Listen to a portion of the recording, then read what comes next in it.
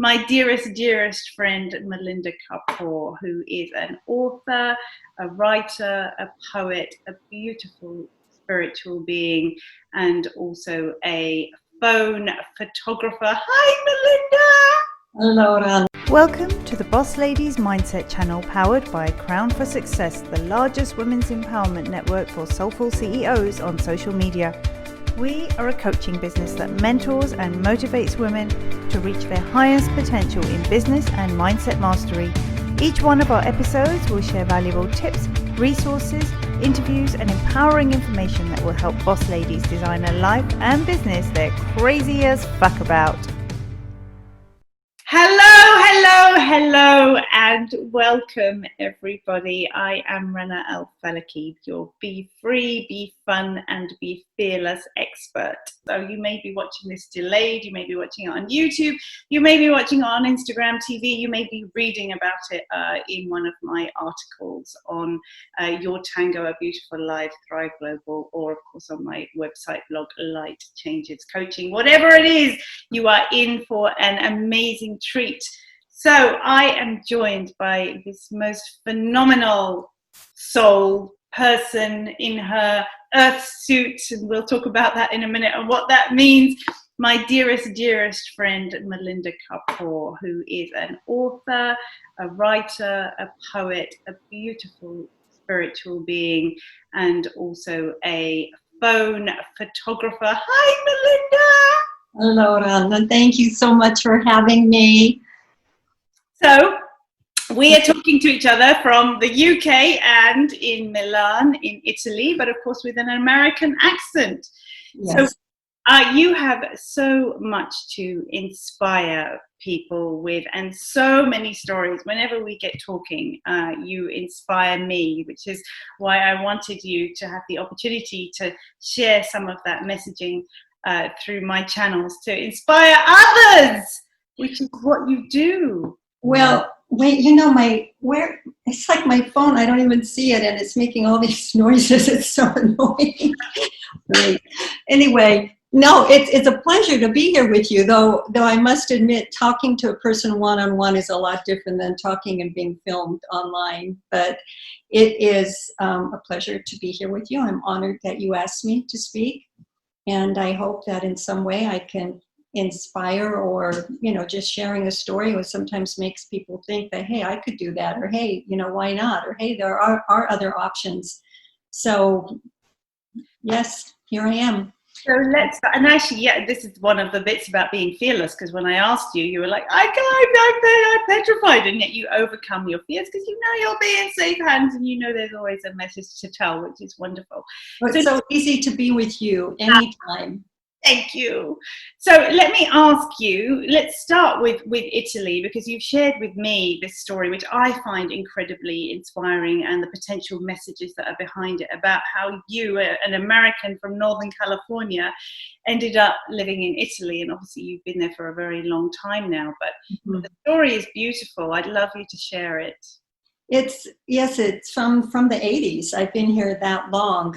It started when, like all stories, it just it goes back so many steps, and I want to be brief, but before my dad passed away, my paternal grandparents came from Herzegovina, which was very close to Dubrovnik, so about a half an hour inland, an hour inland from Dubrovnik. That's where they were from. And he had gone, and he wanted to take me. And at the time, I was young, I was in college, and I didn't want to go. There was a guy I liked, I was working. I mean, the reasons now are so unimportant. And if I could go back, I would have definitely gone with my dad on that trip. But unfortunately, he passed away before we could ever go together. And after he passed, my aunt asked me if I wanted to go to Dubrovnik with her and her daughter and her grandson, my cousins. And I said, yeah, absolutely. Well, they went to Rome first. And I decided, I would meet them in Rome. And then from there, I went on to London. And this was my first trip to Europe. So I was very excited, living in San Francisco and on my own. And I want to add this part, because my life is all blended in, not just with the world, but the spiritual is blended in with my life. And so much happened after my father passed, the signs and the messages. So before I went on this trip to meet my aunt and my cousins in Fiumicino in the airport, I had this very, very vivid dream about my father. And he told me in detail about the other side and how beautiful it is. But I couldn't, when I woke, I didn't remember that aspect of it. But I do remember that he said very vividly, he told me about 4 Persian carpets. And I thought, what's he talking about? 4 Persian carpets? I mean, it had no sense to me. But I let it go, of course. And when I got to the airport in Rome, I told my aunt and my cousins, and we all thought, what a strange dream. So here we go into Dubrovnik, and we get a rent-a-car, and we drive in the mountains of Herzegovina, and I meet these cousins that I didn't even know existed. And one of them worked in a rug factory, and it was a wholesale factory. And he was able to get us into the factory. And between 3 of us, we bought 4 Persian carpets. And it wasn't until that night, in the hotel, because we had packed them up and we went to the post office, and it was an all-day thing that we did. But that night in the hotel, we all went, oh my gosh, the dream, because my father was very specific about 4 Persian carpets.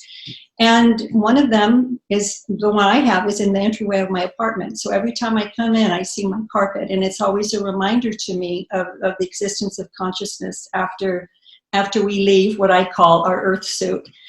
So anyway, getting back to Italy, this is how I am. I'm kind of like a tree that goes on different tangents or different branches.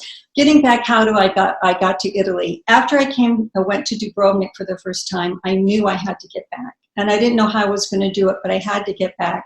So when I went back to San Francisco, and I looked in the phone book, in the yellow pages at that time, because there was no internet to use.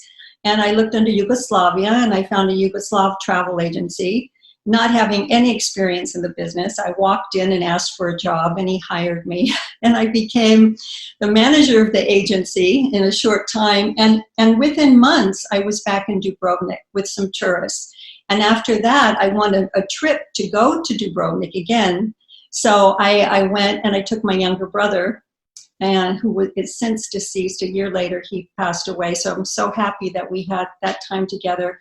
And on that trip, of course, I had met somebody in Dubrovnik, and he asked me to meet him in Paris. And at the time, I said, no, I can't. There's no way I can meet you in Paris. And then I started thinking, why not? Life is too short. So from the first time I went to Yugoslavia, or Dubrovnik, now in Croatia, and to the time that I moved to Italy, it's only like 18 months. Within 18 months, I went back to Europe. It's a long way from California, especially in the 80s. I was back in Europe 4 times within 18 months. And it really just happened. It's kind of like when things are right, they fall into place. I don't know how. So I was asked to meet this person in Paris. I knew there was no future there. But I kind of felt it was a way, I wanted to live in Europe, and I felt that it would be a way, like a way to ease into living in Europe. I didn't know where I was going to live. I just decided to go. I didn't think I'd be staying in Paris. And I decided I couldn't live in Yugoslavia at the time. I was an American, and it just wasn't, I'm still an American, but it wasn't possible to live there. And I thought, well, where would I like to live? And to me, I thought, well, Italy sounds like a good place. So while I was in Paris, I actually, I've been thinking about Italy, but one morning, and this has happened to me in my life more than once, I had, that phase when you're waking up, you're kind of in a dream state and half awake and half asleep. Sometimes I get messages, and I just heard a voice that said, go to Rome. And I woke up and I said, yeah, I'll do that. I'll go to Rome. And so I moved to Rome. And that in itself opened up all these adventures for me. I didn't speak the language. I knew no one there. I didn't know anything. I didn't have a place to stay. I just had my one suitcase, and I ended up going to Rome from Paris, stopping en route in Zurich and to see a friend from college. And then, there's just so many things that happened. But that's how I ended up in Italy. And I lived in Rome for almost 4 years before I moved to Milan. And work took me to Milan, and I met my husband the first month.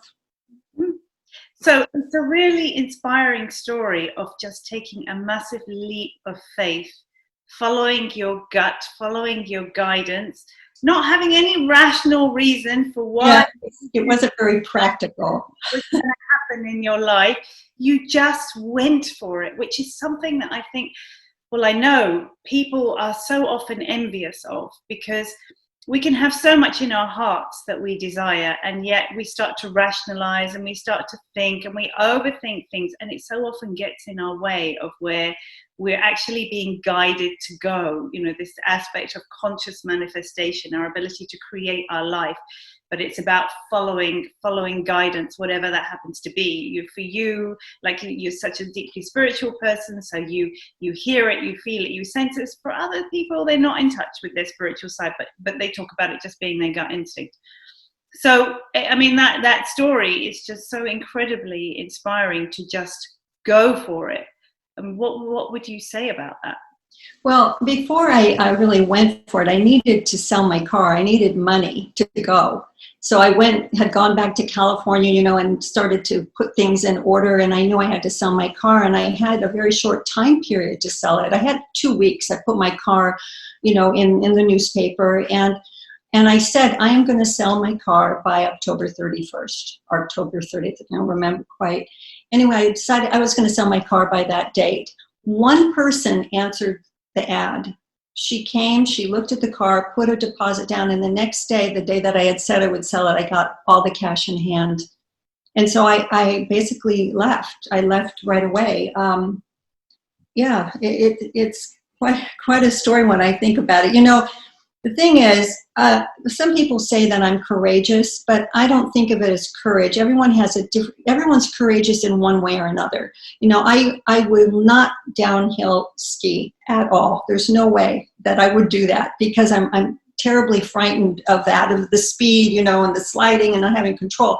But to move to a new place, I'm very curious about other people and how they live. You know, for me, that wasn't being so courageous as much as a desire to expand my world, expand my life, and, you know, and to see things differently. So I always wanted to see more than that I grew up with. I mean, I grew up in a wonderful area in Central California, a great small community, but you know, it was flat. It was flat, and I used to sit in the apricot tree, and I would look over the flat fields of California, and I would think about faraway places. And my mom really instilled that in me. My mother is from New England, and she really enriched my life early on with books, and so I was always imagining being somewhere else. I guess some of it has to do with the type of person one is. You know, I was like a dreamy, creative kid. I was the kind of kid who was in her imagination and in another world that way. And so I guess I wanted to make it reality, because when it gets down to it, you know, I didn't want, when I thought, should I move to Europe or shouldn't I thought, I don't want to read about somebody else's life, what they did. I want to just do it. And it wasn't practical. I mean, if I had to do it over, I would look for jobs before I went. And I want to say this to anyone who's listening, anyone who's young, you know, or not even so young, but even the international teaching careers all around the world. There are international schools who are looking for teachers, mother tongue English teachers, and not mother tongue English teachers, you know. But that's an opportunity to travel. I didn't even know that world existed until years later when I happened to work in an international school. But that is an option. There's always a way to make your dreams happen. So I'm hearing a couple of things here, because you've raised some wonderful points that I'd love to be able to pick up on, and maybe if I suggest them, then you can choose which direction to go in. So one is the idea that, you know, you're an adventurer anyway, so you knew there was more to life. You wanted to have an adventure, and you were a dreamer, which means your thoughts were always thinking of other things, which when we think about conscious manifestation, actually your mind was always focused on those things, and then you opened up to be guided to take that direction. So, but the other thing I'm hearing is also about having, you know, taking the opportunities that are given to you. And what I think what I would really like to ask you is, anyone who's listening may think, oh, well, that's all very well, you know, you were really young. So when we're young, we tend to be very adventurous anyway. And yet, what would you say to someone who's in their 40s, for example, who is being crippled by fear of following their dreams, especially now during this time of coronavirus, when a lot of people's dreams are being crushed, or they're so desperate for a change but are too fearful? Well, I don't think it's ever too late. I'm in my 60s now, so I don't think it's ever too late. I think it's always, and even to admit that online is like something you don't even do. They say don't admit your age, but anyone can look me up and you can find it online. So I really, it's when I diddly, it's all right. But the thing is, it's never too late. And I found, I'm constantly challenging myself. To talk to you online, to be recorded, is a challenge for me. I'm not that comfortable with it. But being it's you, and I'm looking at you, I feel like I'm having a conversation with you. And the fact that it's going to be online afterwards is something I didn't want to think about. But I really do. My world just started opening up so much when I investigated online. And this was back it was about 2008 when the other crisis happened, and I just started looking online for things, for just to open up my world. The world is there. Even if you're stuck at home with COVID, you've got the world at your fingertips. There are so many online courses you can take. There are so many things you can do online to enrich yourself and join groups. That's how I started. I always wanted to write, and I've written for myself since I was a kid, really, but I never had the nerve or the courage to put my voice out there until I met online with Christine Closure. And she introduced me, to writing, and I went to her seminar. And one thing led to another. They were baby steps. And that was one of her books was the first one I was published in. So that kind of started it. And now I can't even think offhand how many times I've been published, which is pretty amazing for somebody who only a few years ago, maybe 6 years ago, 7 years ago, was even afraid to get out there at all. Even in group work, I was terrified of standing up in front of a group of like 30 people. I was terrified. And working on that, I discovered really what the blocks were. We all have blocks, but I think if we just cut ourselves a little bit of slack, that we can be so hard on ourselves. And if we just kind of just be, instead of always worrying about, for me, a lot it was worrying about what people would think. Okay. What people think. I grew up in a small town, and so you was always, what will people think? And then later as an adult, I think that kind of stuck, those things that happen as a child. Essentially a very limiting aspect in people's lives, isn't it? One of the biggest fears is being afraid to be our true selves, being afraid to show ourselves to the world. And it even starts with being afraid to do the work on ourselves, to actually know who we truly are in the first place, and then shine that out to the world, right? Yeah. So, and I know my own experience where I am a very spiritual being, but also being a very professional woman, working in the circles of lecturing worldwide in medicine, running my own clinic, doing clinical research, all to do with sort of dentistry and periodontology. You can't go and tell people you're hugely spiritual, and even to my family, they wouldn't have approved. They would think I was crazy. And now I'm quite happy to show everybody my crazy mad side, because they realize I'm not really crazy. I'm just fun, and I'm free. So you also had an interesting upbringing, and we were having this conversation earlier when I said to you, do you mind me telling people how spiritual you are? And you were like, no, this is me. So tell us about that, because there's an important lesson in that to help people be confident enough to show themselves. Well, my son always says, Mom, you always talk about spiritual stuff. And I said, no, I don't. And he goes, yes, you do. If there's a little window, you jump right in. I believe that we are spiritual beings having an earthly experience. That's how I see it. And one thing was losing people very dear to me. It taught me, really convinced me that consciousness of the human spirit exists after death. When they talk about eternal life, well, if there is eternal life after death, there must have been eternal life before birth, because it's eternal. So I feel, and this is against what a lot of people believe in, and it doesn't matter. I mean, to each his own, you know, and you find what you're comfortable with. But I believe that in order to have this earthly experience, our essence, puts on an earth suit, what I call the earth suit. This time, my earth suit is like this. Other times it's been different. Yours is like yours now, but next time it might look different. It doesn't matter. And then when I'm done with this earth suit, when I discard it, I will go home. Because to me, home is what you would call the other side, or the great divine, or whatever you prefer to call it. I mean, heaven, that's to me what home is. And I just feel that we are here existing because we're able to live on the plane, on the earthly plane, because we have our earth suit on. Otherwise, we wouldn't be able to have the senses of smell and taste. We need this. Just like if you're in outer space, you have to protect yourself in order to feel what's going on in an environment that's not natural.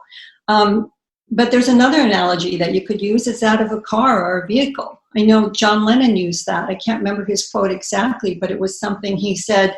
He wasn't afraid of death because when he gets out of one car, he just will get into another. So you can think of your body as a machine that you're operating or driving this time, and eventually you'll let it go and you'll move on into the spiritual reality. Actually, the book that you and I are in together, Being Love, it's the first time I've written about spiritual experiences, because before I was hesitant.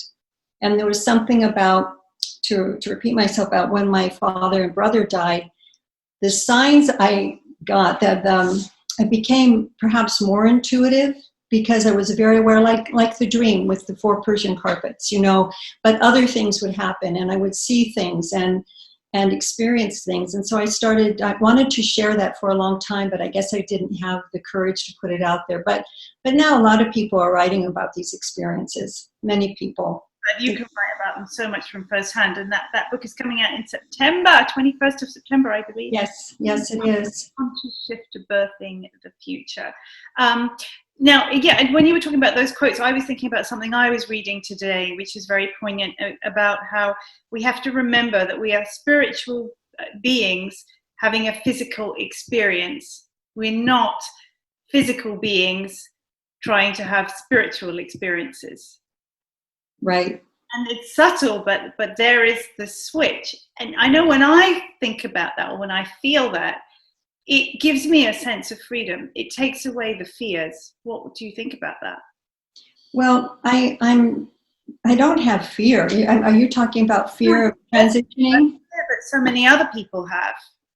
I know I was fearful for many years when I was younger, you know, and I think one of the advantages of getting older is that you can you become wiser in a sense if you can let those fears go. I mean, again, I have no doubt that the consciousness exists after death, and I'm convinced of that.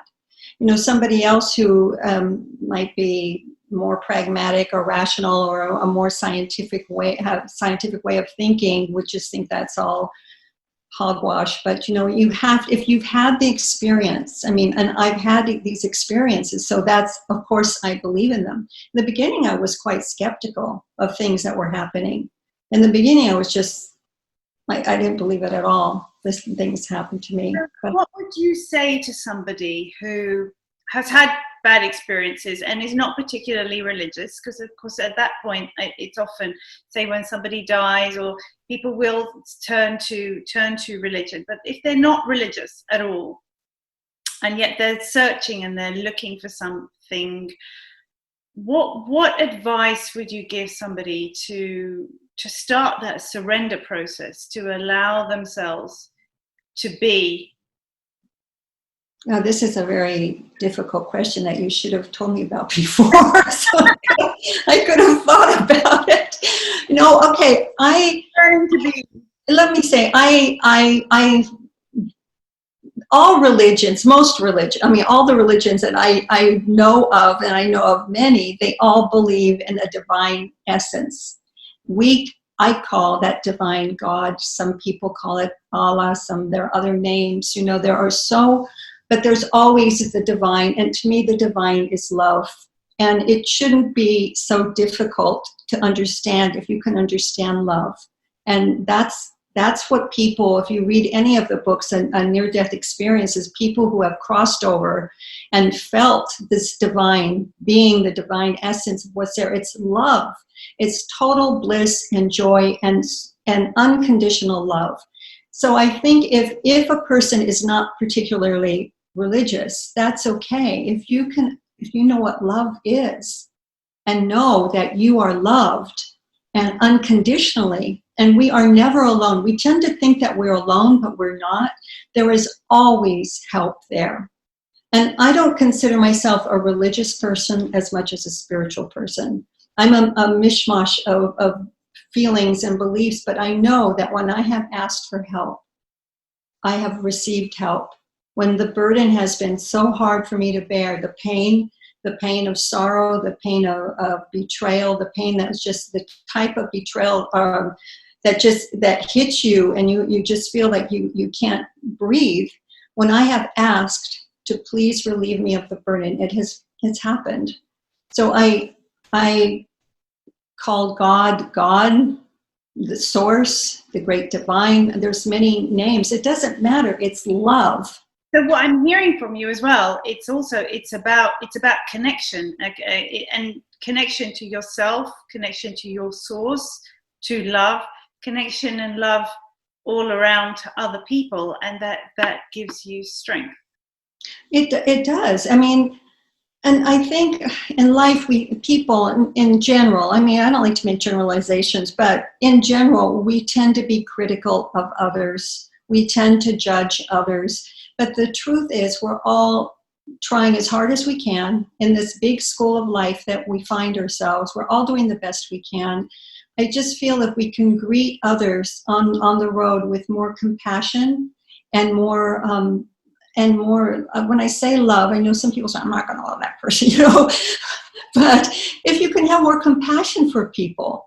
I was at a really interesting seminar with Brian Weiss here in Milan. If anyone knows Brian Weiss, he's a clinical psychologist or a psychiatrist who actually got into regressions by chance because one of his patients started talking about the other side and his own family. And anyway, I went to his seminar, and it's funny, and my girlfriend and I laugh about it because I was grumbling about, I was kind of, oh, look, this guy behind us, he left his backpack right in the way. It's hard to walk down the steps because he's left his backpack. I mean, what, he's so sloppy. Look at what I was just kind of grumbling, complaining about this guy.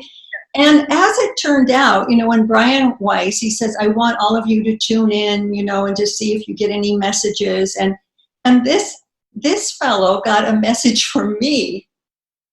This fellow that I was kind of grumbling about because he had, thrown his backpack there, and, he had a message for me. So I had to laugh about it later because that's just the way it is. I mean, when I was in college, I hated bigots. I just hated bigots. Anyone who I thought was a bigot, I just hated them. Then all of a sudden I started laughing one day because I realized I was a bigot against bigots. So it's about judgment, isn't it? It is. And so we let go of judgment.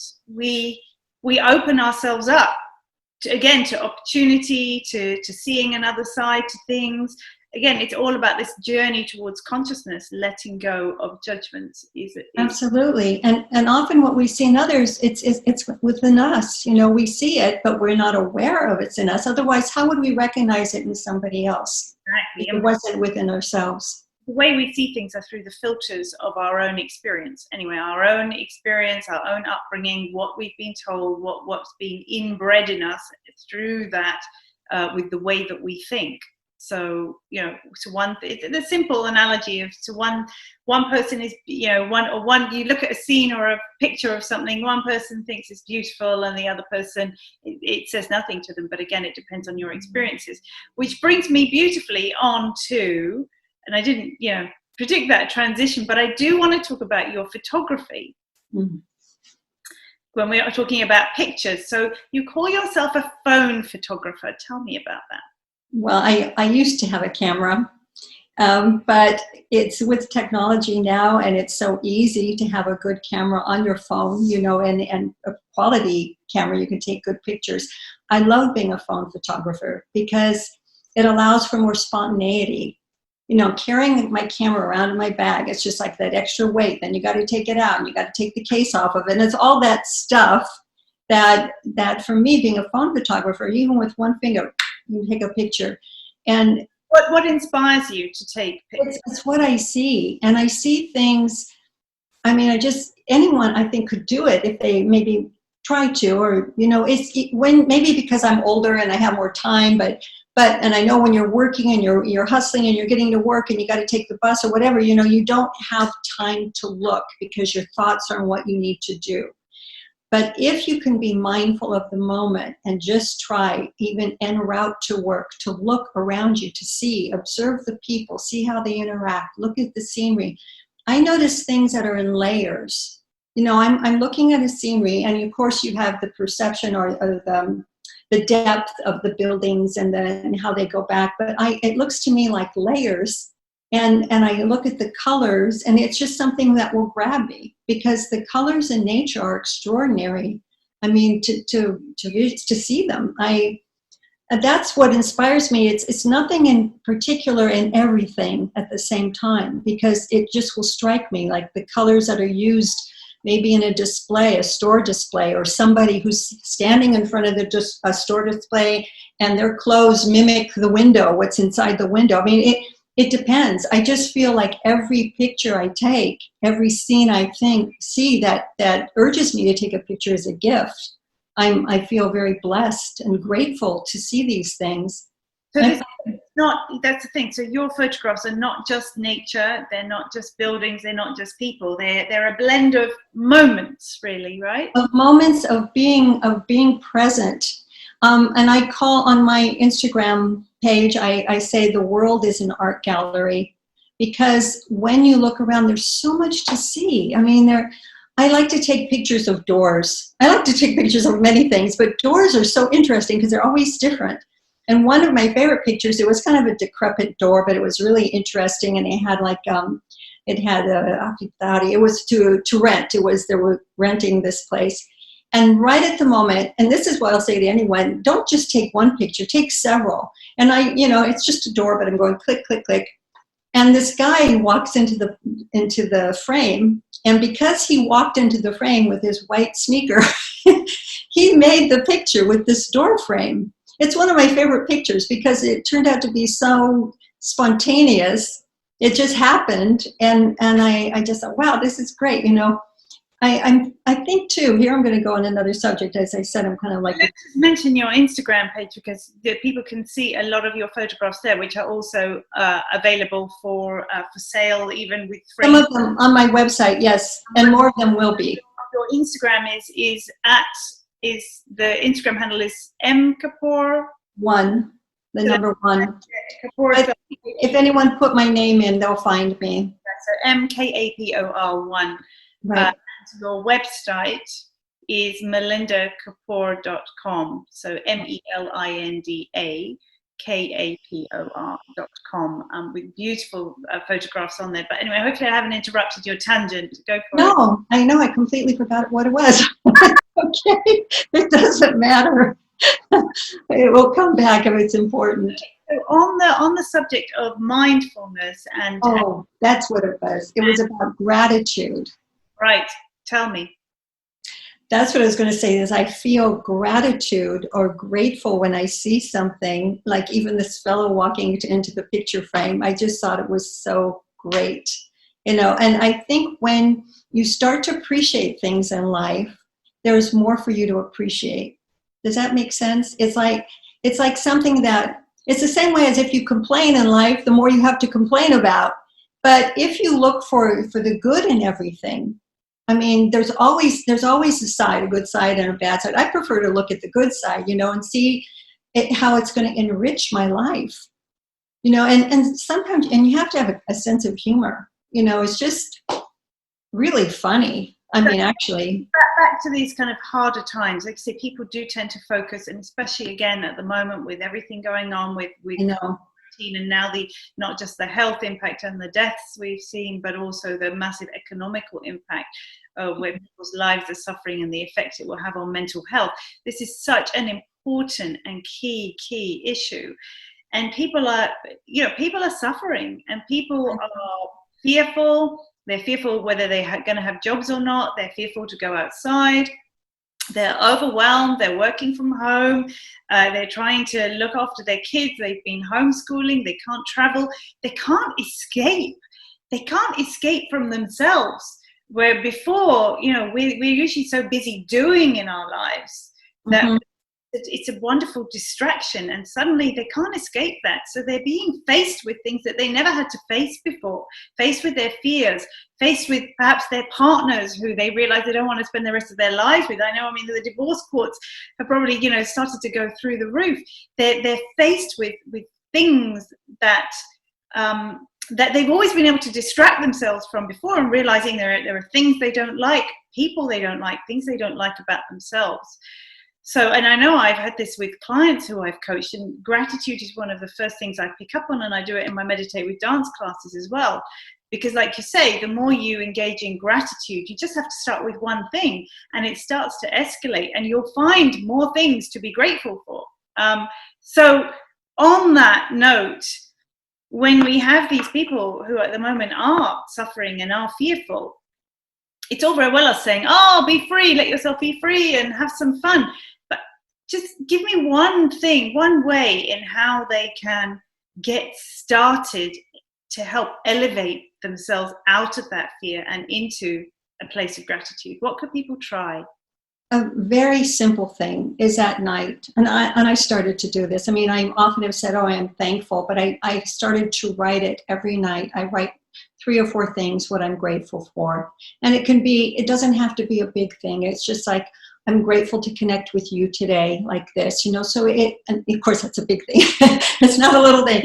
No, but just to be grateful for things that happen, the little things. And if somebody is working at home, to be grateful that they have a job that they can do from home, because there are so many who have lost their jobs, especially people who have been helping, and are in the streets, people who work in restaurants.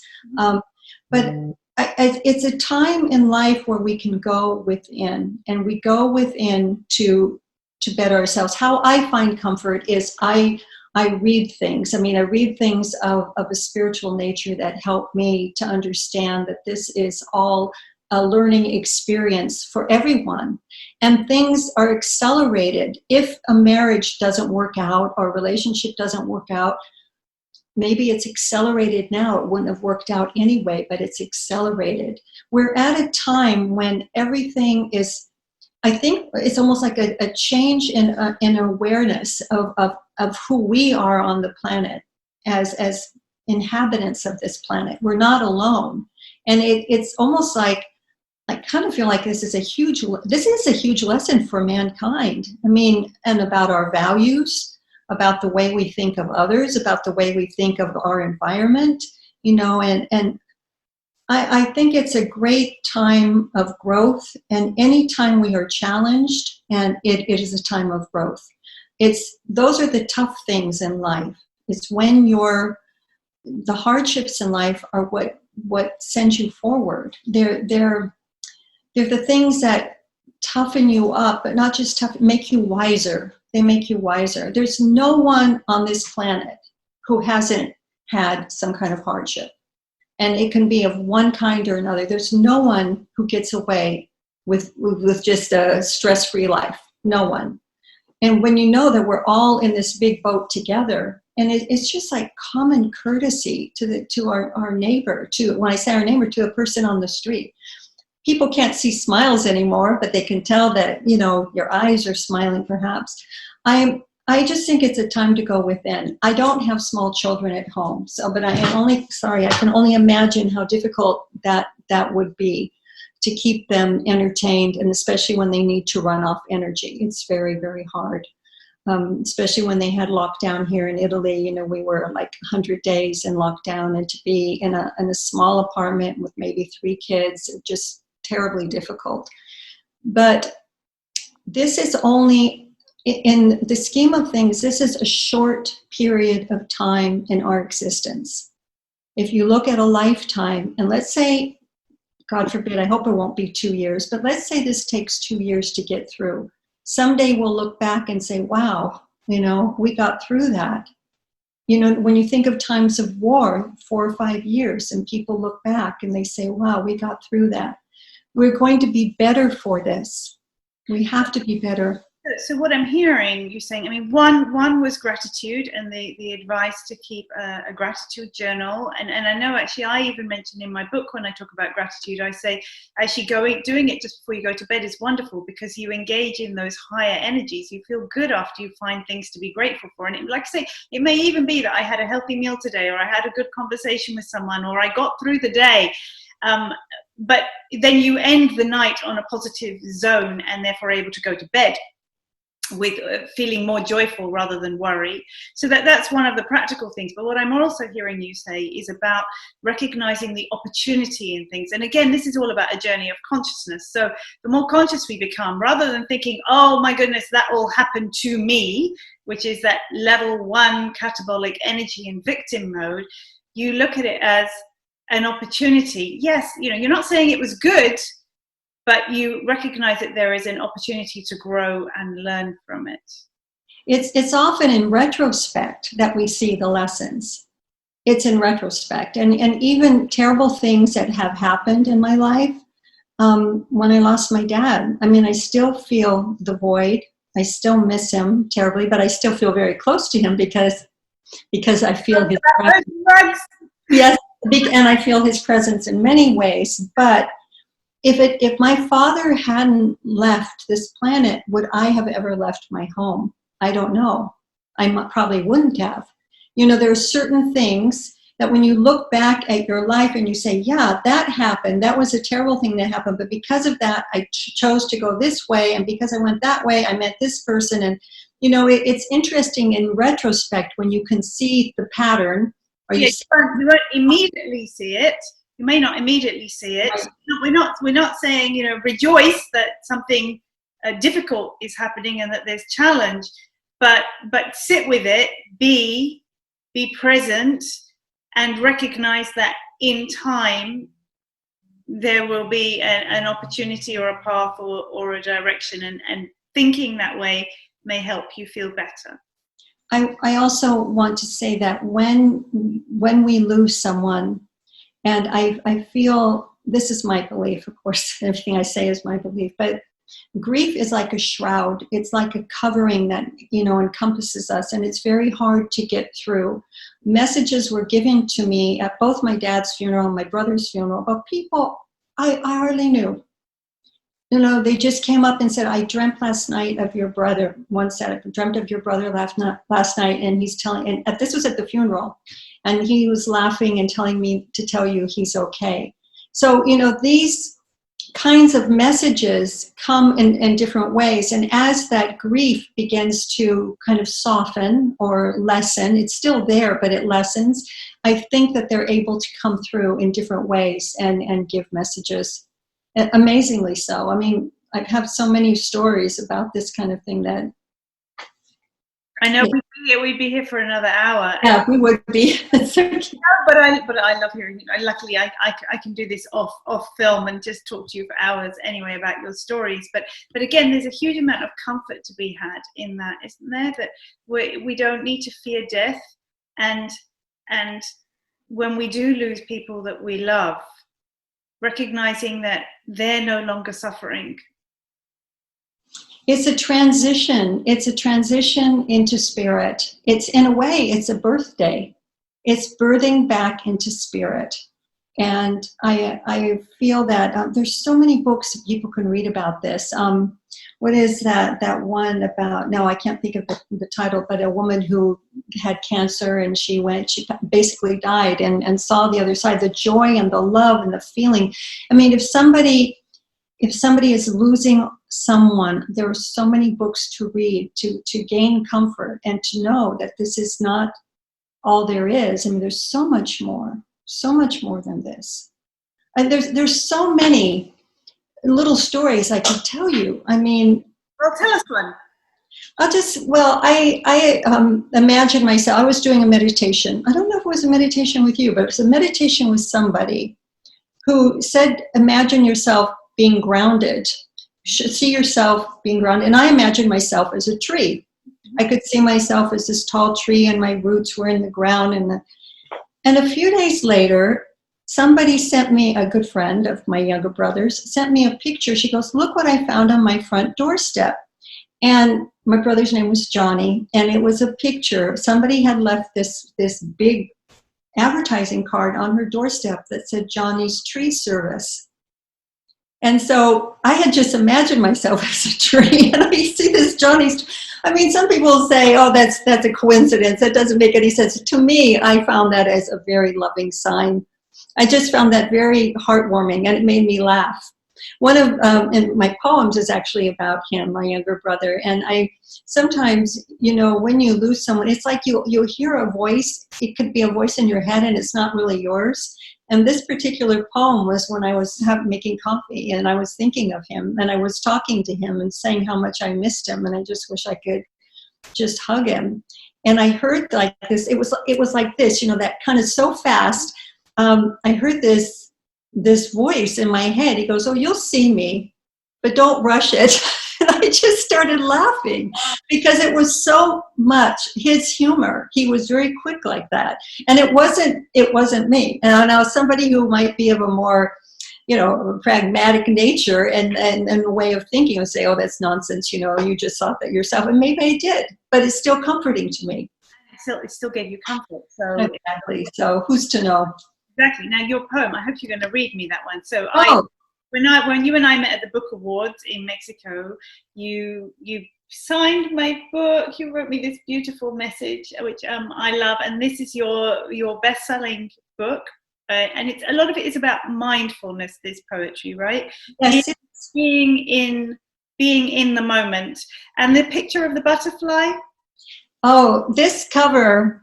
This is all the pictures in the books I took. They're my photographs. And this particular cover, this is a wall that I saw in Berlin on a very small alley. And I can't remember, I wrote the name of the street inside the book. But it's an alley where urban artists go and they all paint things. And I saw this butterfly. And where the poster is with my picture, there was another poster here from a company with a woman's face on it. And I didn't want to use it because obviously it was like probably had some kind of copyright, so I didn't. But that's what this is. This is a wall in Berlin, and the circles on there have symbolism also, but I usually talk about the symbolism. There's symbolism in those circles too. Now, I believe in life. It's like, I talked to you about this before. I think that we have like an orbit, and sometimes our orbit overcrosses somebody else's. And, we're with them for a while, then it goes. But these are also how I have seen my loved ones. My brother comes up as violet, and my dad always appears as green. These two colors. It comes to, again, knowing that sometimes we come into each other's lives in order to teach ourselves something. Each person is the teacher and the student, and that doesn't mean that person has to be forever, be it a friendship, be it an intimate relationship, be it a parent and child, but we learn lessons and we have experiences, and then those relationships may part ways, sometimes by choice, sometimes not by choice. But again, telling yourself that that's okay can give you some comfort too, right? And also often the ones who push your buttons, those are the ones who are your great teachers. Those are the ones who are your teachers, because you reflect it back on yourself and need to think, well, if I am being triggered, what does that say about me? I mean, I find when I'm coaching a client, so often that it's hilarious. The topic the client chooses to talk about that day is so often something that perhaps I also needed to hear and explore in myself. And then, so I learn from what my clients say. But while I'm holding your beautiful book, and again, this is available on Amazon and your website, right? Yes, on both. Melinda Kapor, you can see how it's spelled, Kapor.com. And also on Amazon, and it's a beautiful. And I'm not much of a poetry reader. I like writing poetry because for me that's a way of expressing my emotions. But when I read your book, I keep this by my bed and I just pick a page and see what inspires me before I go to sleep. it's it's a very easy reading poetry. It's not so sort of out of this world that you think, I don't get that at all and I can't relate to it. It is very beautifully relatable. So I would love it if you would read that poem you're talking about your brother, and then I'm just going to see what inspires me to. Oh, okay. That one is called Gone Ahead. He comes to me in my mind when I think of him at the oddest times. Having my coffee in the kitchen, I thought, God, how I miss him. I'm right here, says the voice in my head, yet not mine. But I want to be with you in life, I reply, laugh like we used to, hug you. You'll be with me again, says the voice, but don't rush it. I laugh out loud, recognizing his quick wit, knowing in my heart that we shared a special moment over morning coffee. You know, it's funny because I read that and tears well up in my eyes, because that's another thing about gratitude. It's like sometimes I feel so grateful I get tears in my eyes. And I think when you can get to that point and really look for the good despite it all, there's something to be grateful for, something. And again, I repeat, we all have tough times. And all are in this big war. I think of that we're in a war at this time against this virus. And we're all in it together. It's a worldwide thing. So it's just having compassion and understanding and trying not to judge or jump on people. I mean, it's just, we're all in this together. So a little kindness goes a long way. We are all one, and this is certainly a true way of recognizing that one in love and one in suffering also, right? So true. So I'm just going to see, based on our conversation, what I feel. So I do this with books, obviously, and a lot of people, you can use your book almost as your oracle, can't you? Of what's the message you need to hear. So I ask for, what is the message I need to hear? Anyone watching this? Okay. Oh, this is so funny. I just opened the same poem from your brother. Read. Now that's a sign, Melinda. Gone ahead. I did. I just opened it at that page. Well, that's the way it is. You know, the poem, the chapter that I wrote for the book that we're in together, Being Love, is about some of these experiences and how it happened. And maybe that's the message we need to tell people today, to get comfort, that we come in and out of each other's lives, but you know, we'll all be together, and we are all together. You know, after my dad died, I started taking classes in metaphysics because I felt there was more. I wanted to have more answers. And somehow in that class, it just, and when you work in a group, as you know, as we've worked in a group, you kind of, the energy comes together, and it just kind of, you work together, and the energy between the people in this group was pretty strong.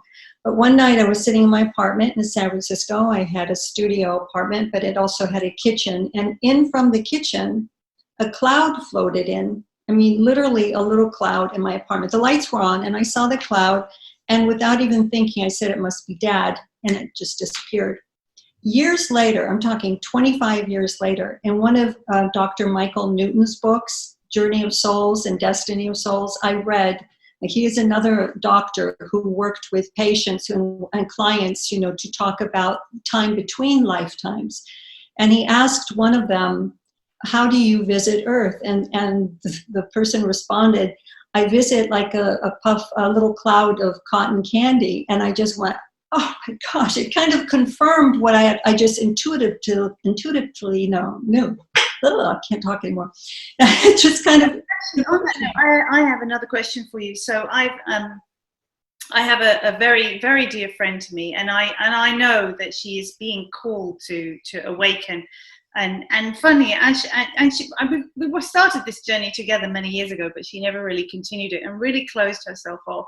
Now she's started to open more. She's been coming to my Meditate with Dance classes, so she's really been starting to open up. And she phoned me the other day, completely freaked out, because she said she saw all these little white flashing lights out of her eyes, which you and I would think of that as angels. And then she was seeing all the number messaging and number sequences, and she couldn't sleep. She was just so scared she couldn't sleep. And in trying to give her some comfort of how to open up and not be fearful. So what she's worried about is losing control, that she may open herself up to something. And of course, you and I know that you do have control, and you don't have to invite everything in, and you can close yourself off. So I was giving her advice about, closing down your chakras and inviting things and surrounding herself with light. But you're far more of an expert on this than I am. No. What would you say to someone who is noticing signs of awakening but is fearful about it? I would ask that all that comes to me be with God's love, God's truth, and God's light. And I would ask the blessings for that. I don't like to go where, some people believe in the dark and they open themselves up to the dark. I have had hauntings in apartments I've lived in, but I don't ever want to show fear for that. I just believe you have to surround yourself with God's love, God's truth, and God's light, and know that you are protected in love. Yeah. And before she goes to bed, whenever she feels fearful, to imagine herself surrounded by a beautiful white light of God and protected.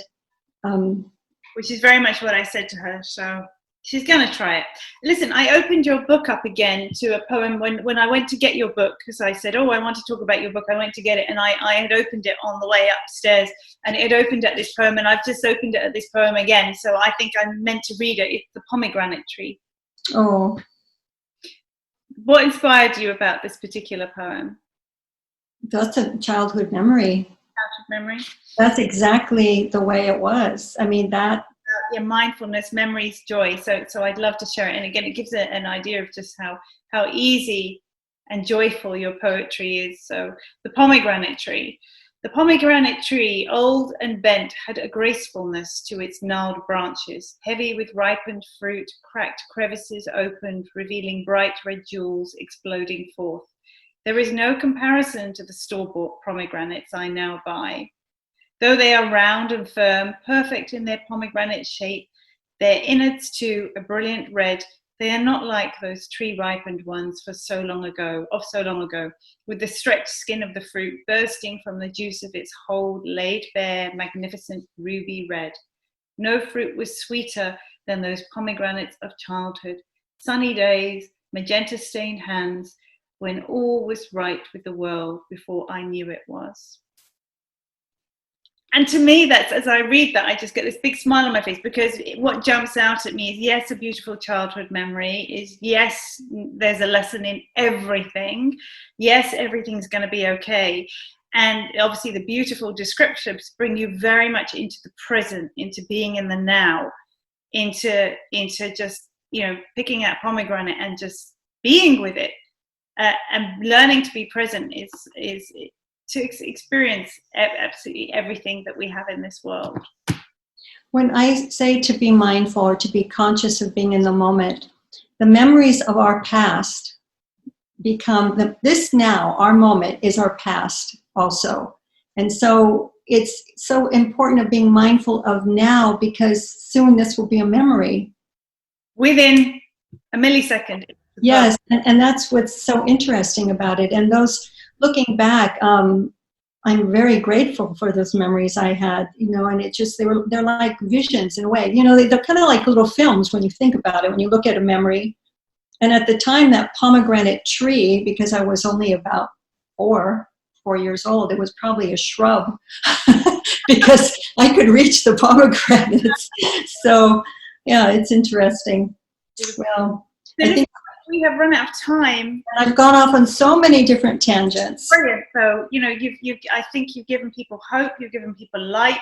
We've talked about gratitude, we've talked about past lives, we've talked about earth suits, we've talked about poetry, we've talked about photography, about mindfulness, about spiritual growth, about awakening, about love, about being free, being fun, and being fearless. Oh, Rana, you are something else. Fantastic. So thank you so much for overcoming your fear of being on. It's so easy to talk to you. Oh, thank you. And listen, everybody, please, this book is just beautiful. It really is beautiful and has messages for everybody in it, as well as the photography in it. So please do think about giving this as a gift to somebody. Thank you. That's so kind of you. We give gifts, we receive gifts, and it's a way of sending love. Give it as a gift to yourself. So you can get that book on Amazon, and of course Melinda's photography, which is stunning. It really, really is, and it's so varied. All visible on her website, melindakapor.com. So thank you, my darling. If I just would like to say, the ebook, the pictures are in color. Beautiful. And the paperback, unfortunately, they're not. But anyway. Stunning. Rana, thank you so much. Thank you so much, my love. Thank you. So if anybody would like to look at more of these interviews, they are on my vlogs on my website, www.lightchangescoaching.com. And of course, I will have further information about various different articles based on the stuff you and I have talked about today. So, that's a lot of stuff. I'll break it down into shorter stories if you don't have time to watch the whole hour, but hopefully you've felt inspired by the energy here today. So I am RANA AL-FALAKI, be free, be fun, be fearless expert, and till we meet again, in or out of our earth suits, right? Absolutely. Love you. Ciao. Thank you so much for tuning into the Boss Ladies Mindset channel powered by Crown for Success. Please tune in next week for another episode, and don't forget to follow us on Instagram at RVP Queens, at The Girl Gang Confidential, at Crown for Success, at Strong Women Are Beautiful, and of course at Boss Ladies Mindset.